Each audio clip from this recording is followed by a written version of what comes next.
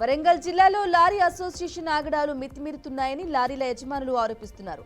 అసోసియేషన్లో ఉన్న పెద్దలకి సీరియల్ నెంబర్లు ఇస్తున్నారని ఆవేదన వ్యక్తం చేస్తున్నారు.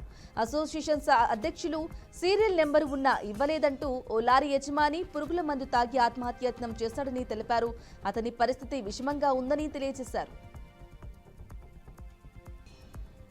అనంతపురం జిల్లా సింగనమలలో ఎమ్మెల్యే బండారు శ్రావణి శ్రీ కస్తూరిబా హాస్టల్ ప్రారంభించి శ్రీ సర్వేపల్లి రాధాకృష్ణ విద్యా కిట్లు పంపిణీ చేశారు. గత వైసీపీ ప్రభుత్వం ప్రజాధనంతో విద్యలో కూడా రాజకీయాన్ని చేర్చిందని ఆమె అన్నారు. విద్యార్థులకు ఇచ్చే పాఠ్య పుస్తకాలు, నోటు పుస్తకాలు, స్కూల్ బ్యాగులు తదితర కిట్లపై రాజకీయ ప్రేరేపిత జగన్ బొమ్మల ముద్రణ వేసి విద్యా వ్యవస్థను భ్రష్టు పట్టించిందన్నారు. కానీ విద్యలో విలువలు పెంపొందించేందుకు కూటమి ప్రభుత్వం కృషి చేస్తుందని ఎమ్మెల్యే బండారు శ్రావణి తెలిపారు. యోగాంధ్రను విజయవంతం చేద్దాం, భారతీయ వారసత్వ సంపదను ప్రపంచానికి చాటుదామని ఎమ్మెల్యే శ్రావణిశ్రీ పిలుపునిచ్చారు. యోగాంధ్ర 2025 మహోత్సవాల్లో భాగంగా సింగనమల కేంద్రంలోని జడ్పీ హైస్కూల్ మైదానంలో సామూహిక యోగా కార్యక్రమం నిర్వహించారు. ఈ కార్యక్రమంలో ఆర్డీఓ కేశవనాయుడుతో కలిసి ఎమ్మెల్యే పాల్గొన్నారు. నాయకులు, కార్యకర్తలు ప్రజలతో కలిసి యోగాసనాలు చేశారు. ఇక ప్రతి ఒక్కరూ రోజు 1 గంట సేపు యోగా చేసే విధంగా అందరికీ అవగాహన కల్పించే కార్యక్రమాన్ని కూటమి సర్కార్ శ్రీకారం చుడుతుందని ఎమ్మెల్యే శ్రావణిశ్రీ తెలిపారు. హైదరాబాద్ హబ్సిగూడలోని ఓయూ పోలీస్ స్టేషన్ పరిధిలో దారుణ ఘటన వెలుగులోకి వచ్చింది. మానసిక వికలాంగతతో బాధపడుతున్న 4 ఏళ్ల బాలికపై వైబ్రెంట్ వింగ్స్ చిల్డ్రన్స్ డెవలప్మెంట్ సెంటర్లో పనిచేస్తున్న వైద్యుడు రంజిత్ లైంగిక దాడికి పాల్పడ్డాడని కుటుంబ సభ్యులు తెలిపారు. ఆ బాలిక గత 4 నెలలుగా హబ్సిగూడలోని అదే కేంద్రంలో చికిత్స పొందుతోందని, అయితే ఇటీవల ఆమె అనుమానాస్పదంగా ప్రవర్తించడంతో తల్లి విచారించగా ఈ దారుణం వెలుగులోకి వచ్చినట్లు చెప్పింది. తద్వారా బాధిత బాలికను చికిత్స నిమిత్తం గాంధీ ఆసుపత్రికి తరలించగా వైద్య పరీక్షల అనంతరం లైంగిక దాడి జరిగిందని నిర్ధారణ అయినట్లు వైద్యులు వెల్లడించారు. జూబ్లీహిల్స్ ఎమ్మెల్యే మాగంటి గోపీనాథ్ మృతితో నియోజకవర్గానికి ఉప ఎన్నిక అనివార్యమైంది. అధికార పార్టీ నుంచి ఎవరు పోటీ చేస్తారనే అంశంపై పార్టీలోనూ పెద్ద ఎత్తున చర్చలు జరుగుతున్నాయి. ఈ నేపథ్యంలో Jubilee Hills contestant MLA political affairs committee సభ్యుడు మహమ్మద్ అజారుద్దీన్ తాను కాంగ్రెస్ పార్టీ నుంచి పోటీలో ఉన్నట్లు స్పష్టం చేశారు. తనకు గత అసెంబ్లీ ఎన్నికల్లో చివరి క్షణంలో టికెట్ ఇచ్చినప్పటికీ ఆఖరి వరకు పోరాడానని, తక్కువ ఓట్లతో ఓడిపోవడం జరిగిందని తెలిపారు.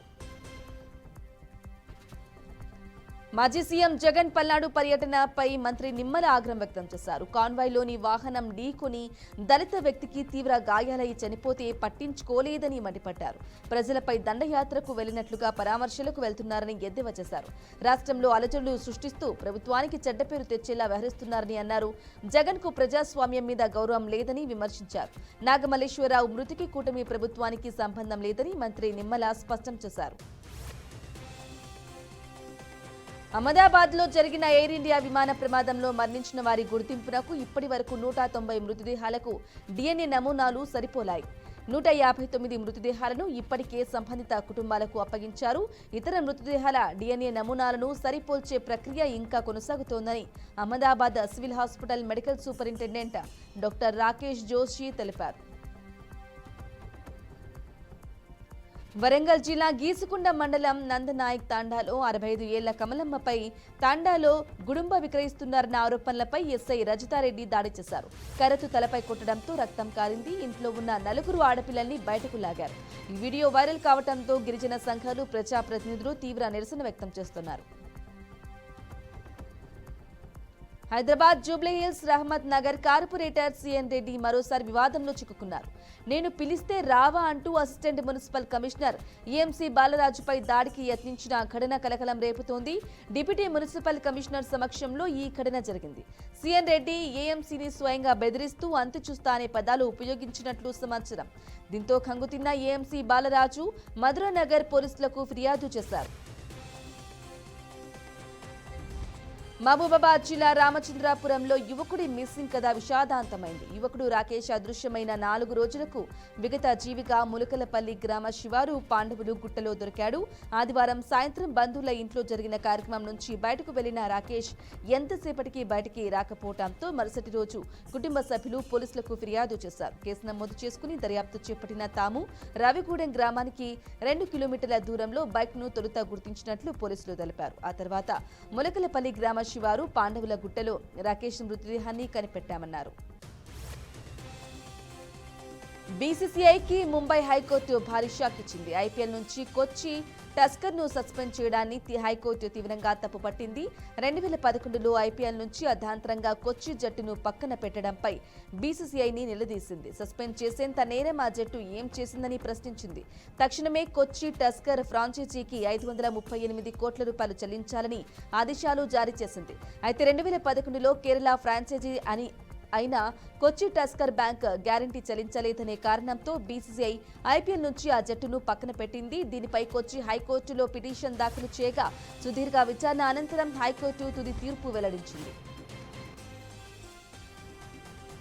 3 దేశాల పర్యటనలో భాగంగా ప్రధాని నరేంద్ర మోదీ ఈ బాల్కన్ దేశంలో పర్యటిస్తున్నారు. భారత ప్రధాని ఈ దేశంలో పర్యటించడం ఇదే తొలిసారి. క్రొయేషియా జాగ్రెబ్లో మోదీకి ఘన స్వాగతం లభించింది. ఈ పర్యటనలో భాగంగా ఆ దేశ అధ్యక్షుడు జోరాన్ మిలానోవిక్, ప్రధాని ఆండ్రేజ్ ప్లెంకోవిక్లతో మోదీ ద్వైపాక్షిక భేటీలు నిర్వహించారు. ఈ సమావేశంలో విద్య, ఐటీ, స్టార్టప్లు, పునరుత్పాదక శక్తి, సైన్స్ అండ్ టెక్నాలజీ, సంస్కృతి వంటి రంగాల్లో సహకార ఒప్పందాలపై చర్చలు జరిగాయి. అక్కడి విశ్వవిద్యాలయాల్లో హిందీ బోధనకు మద్దతు వంటి అంశాలపై కూడా చర్చించినట్లు సమాచారం. విమానాల్లో సాంకేతిక సమస్యలు ఆందోళన కలిగిస్తున్నాయి. తాజాగా ఢిల్లీ నుంచి రాయ్పూర్ వచ్చిన ఇండిగో విమానంలో సమస్య తలెత్తింది. విమానం ల్యాండ్ అయినా డోర్ మాత్రం తెరుచుకోలేదు. ఆ సమయంలో విమానంలో ఛత్తీస్గఢ్ మాజీ ముఖ్యమంత్రి భూపేష్ బఘేల్, ఛత్తీస్గఢ్ ఎమ్మెల్యే చతూరీనాథ్, మేయర్ మినాల్ చాబే ఉన్నారు. ఈ ఘటనతో విమానంలో గందరగోళ పరిస్థితి తలెత్తింది. ప్రయాణికులు తీవ్ర భయాందోళనకు గురయ్యారు.